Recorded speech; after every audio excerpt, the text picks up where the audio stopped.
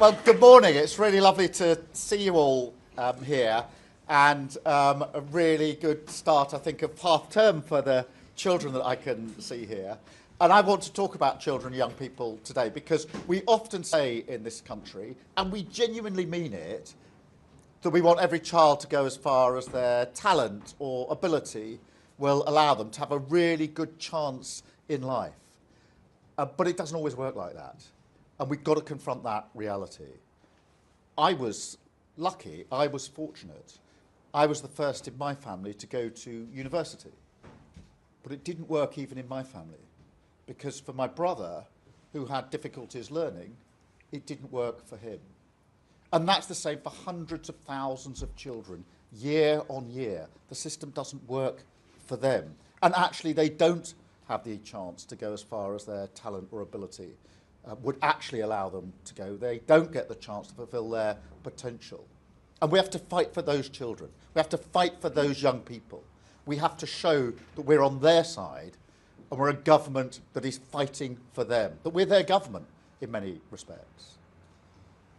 Now, good things have happened in schools in terms of standards. The last Labour government put in place the framework for that, and that's been built on, and we need to acknowledge that. But it still doesn't work in the way that it should. I want to go back to my family again because, as I say, I was fortunate. I was being fast-tracked through the system to get to that university place. It was the most incredible experience to go from a village on the Surrey-Kent border to the city of Leeds to go to university and to set me up for a legal career. A really fortunate chance for me to fulfill potential. But for my brother, as I say, had difficulties learning, the system did not work for him. He got put to one side. He got forgotten. He didn't get the support that he needed. And he had to fight every single day just to count, to be seen, to be taken into account. And one of the things that's etched on my mind is something my dad said to me over and over again when I was growing up. Because as I was going through the system, he said to me, "You're not doing any better than Nick, your brother. Nick is doing just as well as you." Because he wanted to instill in me that everybody should have the same chance, that everybody should be gauged by their own ability and have the ability to have that push through. And we need to do that now. Now, it's got better. I don't doubt that from when I was growing up. But is it really true? Do we put equal worth into children and young people who don't want to go to university? Do we really, really value apprenticeships in the way we should? I think apprenticeships are brilliant, by the way. I'd really champion them. I think it's fantastic to leave school and go into an apprenticeship, which is just as skilled, uses just as much brain power, allows children to really show what they can do. But do we really value it? When we talk about what our children are doing, do we really value and talk up apprenticeships in the same way? Because I don't think we do. I don't think that we do. We still have this tilt in the system that suggests university is one thing and apprenticeship is the other. That's not true. It's not right. I don't believe in that. And we need to level this up. We don't believe enough in work, the power of work, what people can do at work. We don't talk this up enough. And so we need to change the system. We need to fight the system. We can't be complacent about this and simply say, well, it's all right, we shrug our shoulders.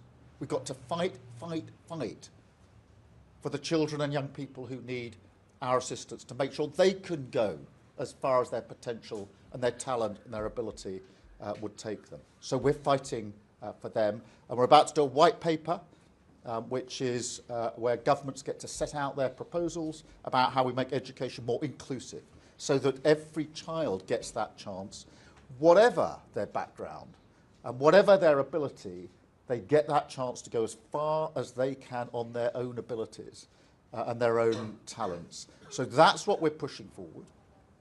And I want to talk about another aspect of challenge for children and young people, and that's social media. Now, confession, I have two teenage children. My boy is 17 and my girl is 15. So I see this in the way many, many parents do. with a real sense of concern about the time that's spent on social media, the content that's available on social media, the addictive nature of a lot of what's happening on social media, the way it draws children in and takes away other aspects of their growing up because it's all online, it's all on their phones or their screens in front of them. I don't think there's a parent in the country who isn't worried about this, by the way. I really don't. Everybody's worried. And they feel, how am I supposed to police this on my own as a parent? And it's very, very difficult. And we as a government need to be up there alongside parents, providing leadership and support for them when it comes to social media. And we will. Now, we've already announced that we're going to do a consultation on banning social media for under 16s. And that will start very soon.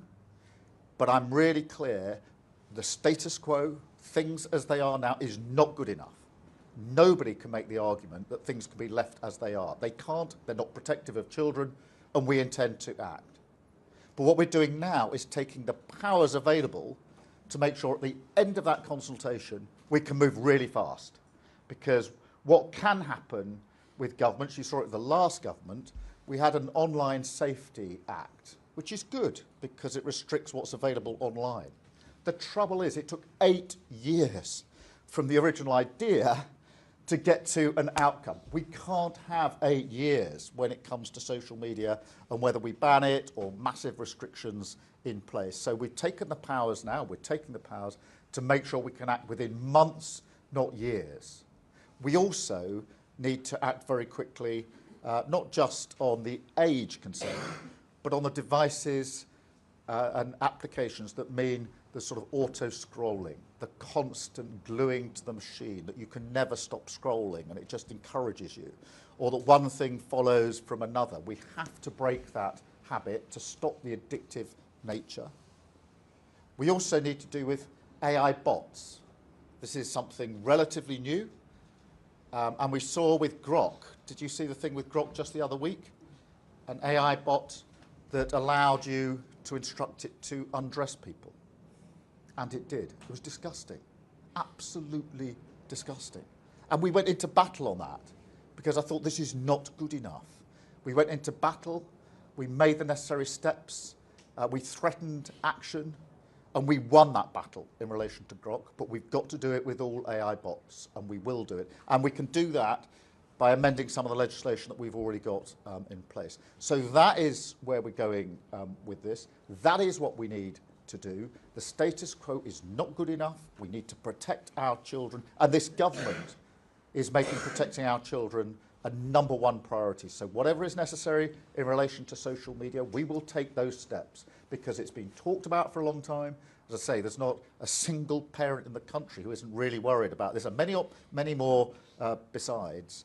But we can't just wait and take years and years and years. We need to act very quickly, and that's what we're intending to do. So I wanted to share that with you. We're going to now take some questions from some of you. Then I'm going to take some questions from the media, and then we're going to have a cup of tea, which will be very nice. So anybody got a question? Just, yes, madam. Hello, my name is Ali. I'm with the NSPCC and Voice of Online Youth. The NSPCC do a lot of work around harm reduction and harm prevention. We are just wanting some clarification on the government's plans for that in regards to. Yeah, I think there's two elements of that. We've got the Online Safety Act. That is a good thing. It took 8 years to get there, but it is a good thing. We need to make sure that's used properly and to full effect, because there's more we can do with it, and we need to amend it in certain places, because one of the difficulties here is that the technology moves on so quickly that the legislation struggles to keep up, which is why for AI bots, for example, and chatbots, we need to take the necessary measures. So that's the one route. The other is, what more do we need to do? This is where we're looking at access for under 16s. Should it be banned altogether? Should it be much stricter content control? And what goes with that, by the way, is how do we make sure children don't operate to get around the rules? Because I think it's hardwired into the job description of children, isn't it? That if there's a limit on when you can do something, the first question will be, how do I get around that? And there are VPNs which can be really effective in relation to that. So all these measures need to be taken. What would you say, madam? I think the policy ideas around preserving the child's social media after their death, to see in relation to how social media access for them may have affected that, sounds really strong, and that's great for harm prevention after the fact. But here at the NSPCC, we really want to focus on harm prevention before something so tragic like that would happen. Completely. And that's where we need to be in the preventative space rather than the after event. And we're sort of in the after event space at the moment far too often. Anybody else with a question? Yes, sir. Hi, my name is Saurav, and my question is, as someone who uses social media responsibly, how would this affect us? I think, look, social media, of course, can be used responsibly, and there's a lot on social media which is really good in terms of what people can access to expand their horizons. The question is, one, at what age should that be available? Two, what's the content control? Because at the moment, you can access the good stuff and you can access the not so good stuff, the pure, the harmful stuff. The Online Safety Act helps with that. I think even in relation to the good stuff, to be honest, some of the addictive features on social media that mean you never stop scrolling, or once you've watched one thing, another thing comes up and you're on your screen the whole time. We need to look at that. Because even if it's good stuff, the question is, how do we get people off it and not simply on their screen the whole time?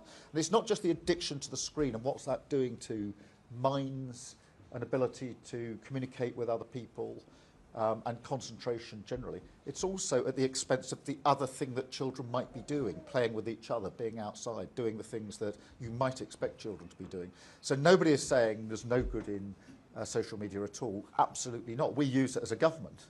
And it's used in education, and that's understood. The question is, how do we stop this obsessive behaviour, and what are the limits of at what age you can access things?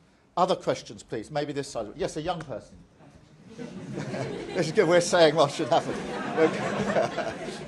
This is the most nervous question I've got now. Good morning, Prime Minister.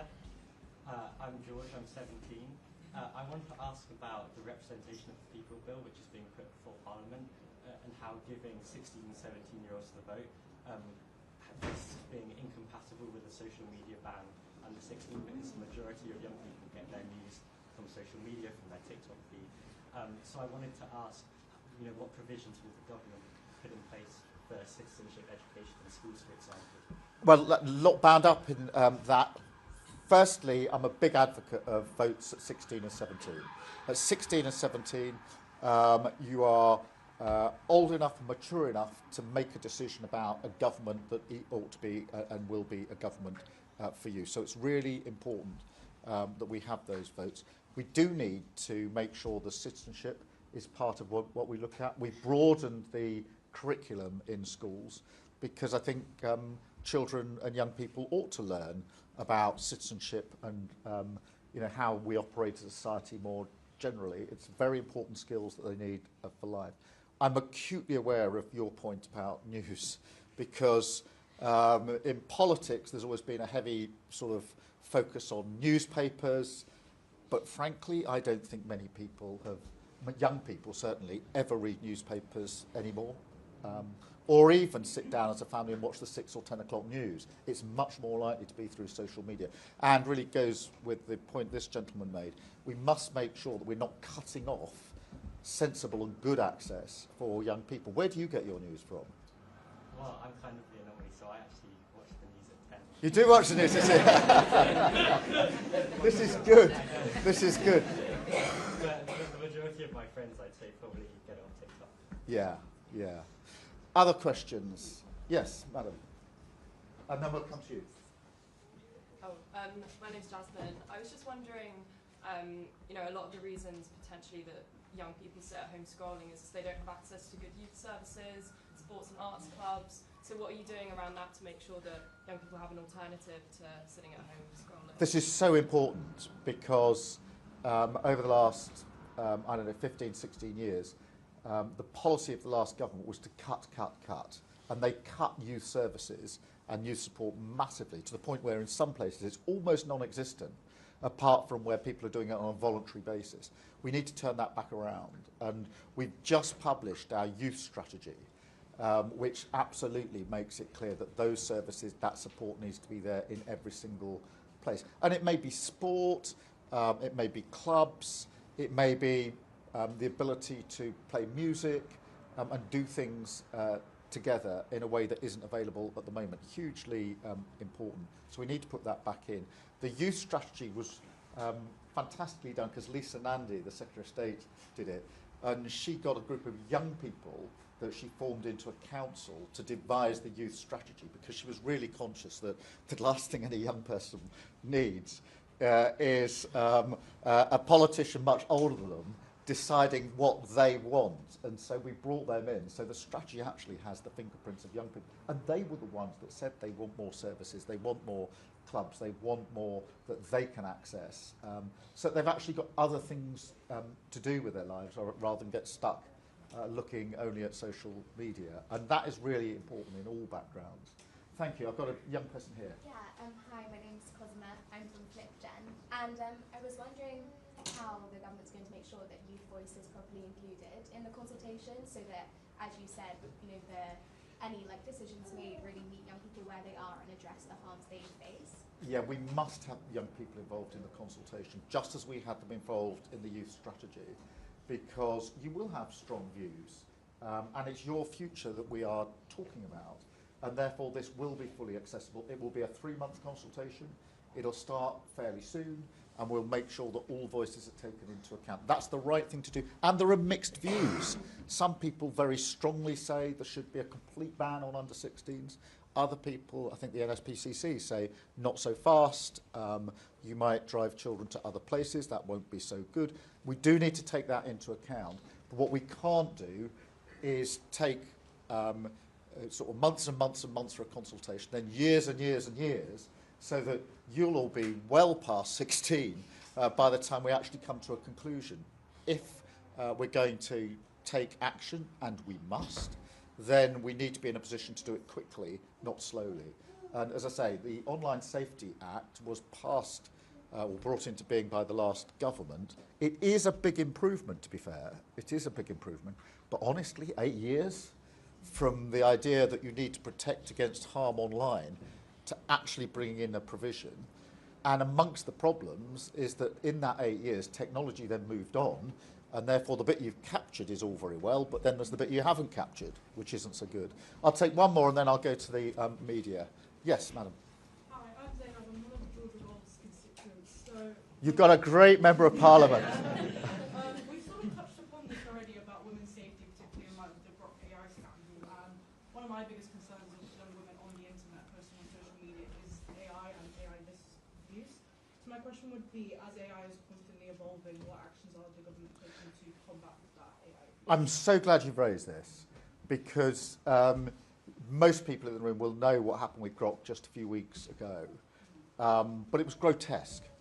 Having an ability to instruct an AI bot to undress, particularly women, online, is just so grotesque and disgusting that you'd think it wouldn't be allowed. You'd think that platform provider, once they saw it, would say, take that down. But that wasn't the case.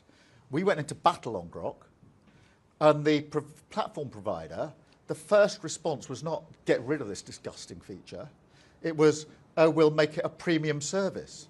So you've got to pay for it. I tell you, I'm kidding you not. That is the battle we're in, because the response was not get rid of it. The response was, well, if we restrict access to it to people who can pay for it, is that good enough? We said, no, it's not good enough. That's why we need to act here. In that particular case, we just fought them and fought them and fought them until they backed down. And I'm really proud of what the government did then. But that was, I mean, to go back to a point that was made slightly earlier, that's a reaction to something that's happened. What we need to do is get in early, and that's why we're going to bring in an amendment to existing bill going through Parliament so that we can get in early and take the necessary measures. So thank you for that. I think we're going to, yeah, Shihab. Shihab Khan from ITV News. Prime Minister, a few weeks ago it felt as though the prospect of a social media ban for under-16s felt like it was a long way away. Now it feels as though we're edging slightly closer in that direction. Do you feel as though the government has been too slow to act in the past? Is this an indication that you want things to move a lot quicker? And what does your gut instinct tell you about the ban for under-16? And a quick second question, if I may. The think tank Labour Together supported you, your former Chief of Staff used to run it. There are now calls for an inquiry into the claims that a report was commissioned by potentially a minister in your government that was then used to smear journalists. Will you answer those calls and will you launch an inquiry? Firstly, on the question of social media, look, we need to go at speed. And that's really, if there's one takeaway from what I'm saying this morning, it is we need to go at speed. Everybody, I think, pretty much, perhaps the platform providers are the exception, knows that we need better protection for children. We haven't got it. The status quo is not good enough. And as I said a moment ago, the Online Safety Act, yes, a good piece of legislation under the last government, but it took 8 years from the discussion that something needs to be done to an outcome. I'm not prepared to let this take 8 years, which is why we're taking the powers now. We'll have the consultation, and then when we've got the outcome, we can implement it very, very quickly. And I say implement it because there will be action coming out of this consultation. There is no way we have a consultation here and conclude that the status quo is fine. Things don't need to change. They don't protect children enough. We need to take action to fight for those children and fight for their parents, frankly, because a lot of parents feel, I'm left to police this on my own. How am I supposed to do that? I need a government that's up there with me. So yes, absolutely, we want to go more quickly. In relation to the consultation, look, I'm open-minded about it. I can see the argument for a ban. I can see the argument that a much more restrictive content-based approach, which doesn't necessarily cut out news and useful information. I think we need to test those options in the consultation, but whatever the outcome, it can't be nothing. It can't be the status quo. We have got to act to protect children. We've got to act, frankly, to help parents and carers who are all really worried about this in relation to their own children and the children they know, and they want to know the government's on their side and it's going to come up and show leadership and support to them in what they need to do. In relation to your second question on Labour Together, there will be a Cabinet Office investigation into the allegations, and quite right to, and so that is already in place. I didn't know anything about this investigation, and it absolutely needs to be looked into, so the Cabinet Office will be establishing the facts. Thank you, and I think I'm taking a second one from Chris. Thanks, Chris from TMPA. To talk about keeping people safe more widely, the Chief of the Defence Staff and his German counterpart have been in the newspapers talking about the moral case for the army. Do you need to start making that moral case, and does that involve bringing the 3% of GDP spending target forward to 2029? Well, thank you for that. You will have seen over the weekend, I was making the argument at the Munich Security Conference that we, the UK and Europe, need to step up when it comes to defence and security. We have a threat of Russian aggression, which is obvious. In a few days' time, it's the 4-year anniversary of the start of the conflict in Ukraine. We want a just and lasting peace, but that will not extinguish the Russian threat. And we need to be alert to that, because that's going to affect every single person in this room, every single person in this country. So we need to step up. That means on defence spending, we need to go faster. We've obviously made commitments already in relation to that. But it goes beyond just how much you spend. It's also whether you coordinate and collaborate with other like-minded countries, particularly in Europe. And that's the case I've been making, which is that in addition to how much you spend, it's got to be how you work together as a group of countries. How we make NATO stronger, a European NATO, if you like. NATO has been the most successful military alliance the world has ever seen. Countries which across the continent used to be on the battlefield against each other for centuries now stand together ready to defend each other. That's what we need to build on. That will affect every person in this country, and that's where I'm absolutely determined that the United Kingdom will show the leadership that's necessary. thank you very much indeed. I think I'm now going to have a cup of tea. And I'm going here. Or I may not have to. I may not sit here. How are you doing? Nice to see you. Thanks so much for being here.